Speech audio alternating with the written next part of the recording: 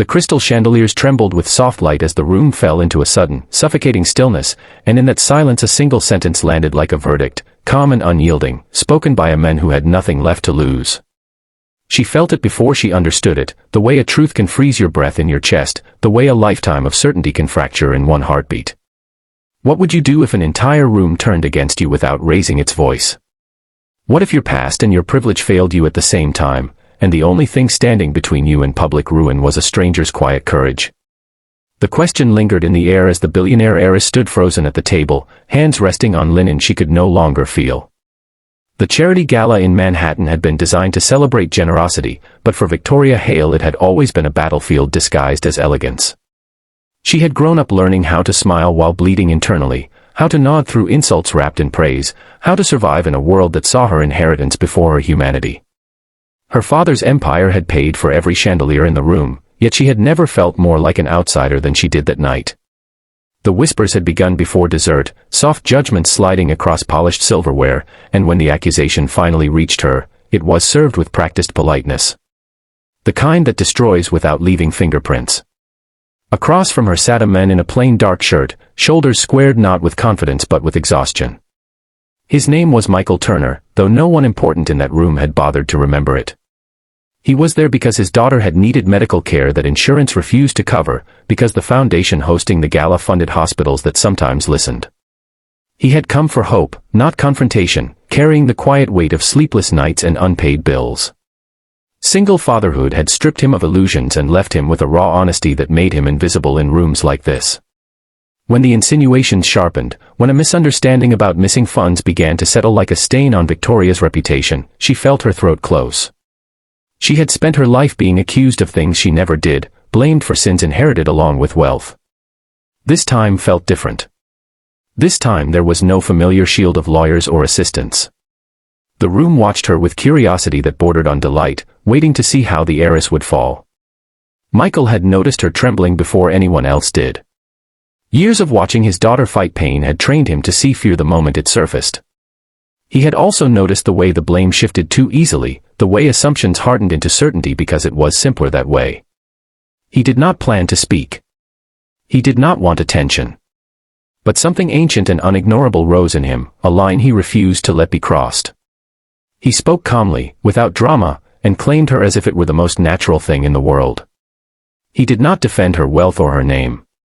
He defended her presence, her right to sit there without being torn apart. The sentence was short, almost gentle, but it carried the force of a man who had already lost everything once and survived. The room reacted slowly, like a wave realizing it had hit a wall. Ice shifted. The murmurs dissolved. Victoria remained frozen, unable to process the fact that a stranger with nothing to gain had stepped into the fire for her. No one had ever done that without a contract, without leverage, without expecting something in return. Her entire life had been transactional. This was not. In the days that followed, the truth surfaced the way it always does when it is given time. The missing funds were traced to a clerical error, a careless oversight that would have been quietly corrected if not for the hunger to see the heiress stumble. Apologies arrived, some sincere, most performative. Victoria accepted them with grace she did not feel. What lingered was not the humiliation but the memory of Michael's steady presence, the way he had not even looked at her when he spoke, as if he were protecting something fragile by refusing to make it a spectacle. She found him weeks later in a hospital corridor that smelled of antiseptic and quiet despair. His daughter, Grace, slept under thin blankets, her small chest rising and falling in uneven rhythm. Victoria stood there unsure of who she was without the armor of wealth, unsure of how to thank a man who had already walked away. Their connection did not unfold like a fairy tale. It was awkward and uneven, built on coffee cups gone cold and conversations interrupted by nurses and phone calls. Michael carried his grief openly, the loss of his wife etched into every careful decision. Victoria carried hers in silence, years of emotional neglect shaping the way she flinched at kindness. They did not heal each other quickly. They learned, instead, how to sit with the broken pieces without trying to force them into something pretty. Over time, Victoria began to see the world beyond boardrooms and headlines. She saw the cost of healthcare through Michael's tired eyes, the way systems failed the people who needed them most. She began to use her influence not as a shield but as a tool, quietly redirecting resources, asking uncomfortable questions, listening more than she spoke. The change was not grand. It was slow, deliberate, and deeply personal. Michael, in turn, learned to trust again.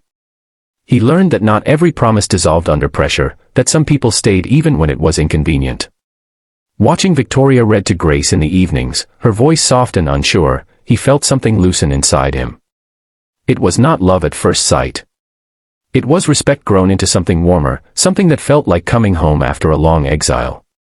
Years later, at another gala in another city, Victoria would stand at a table once more, this time by choice. The chandeliers still glittered, the room still hummed with ambition, but the weight was gone. Michael stood beside her, not as a shield but as a partner. Grace laughed somewhere nearby, healthy and fearless, unaware of how close her world had come to shattering. The sentence that had changed everything was never repeated. It did not need to be. Its meaning lived on in actions, in sacrifices made quietly, in the understanding that sometimes the bravest thing you can do is stand up for someone when it would be easier to stay silent. If you were there that night, would you have spoken? Would you have risked comfort for conscience, safety for truth? These questions linger because they matter, because every life offers moments that define us in ways we cannot undo. Before the story ends, take a moment and tell us in the comments what choice you think you would have made in that room. The world rarely changes in loud, dramatic ways. More often, it shifts because one tired man chooses kindness over fear, because one guarded woman allows herself to be seen, because second chances are taken when they are least expected. If this story truly touched your heart, gently consider liking, commenting, sharing, and subscribing, not out of habit, but out of hope that stories like this remind us who we can still choose to be.